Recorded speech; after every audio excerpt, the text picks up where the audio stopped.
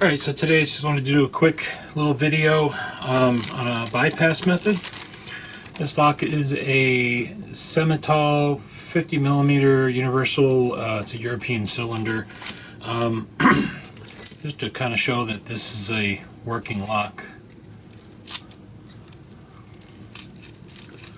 So essentially all you need to do with this, and I'm assuming there's some other cylinders that or European cylinders that might have the same fault, but you take your dimple pick, push it all the way to the back till you feel it spring against this here. Then all you have to do from there is turn, and the lock has been bypassed. And you got to get your pick out, but that's another thing altogether. But there you go, bypassed. Didn't even have to pick it. Thanks for watching.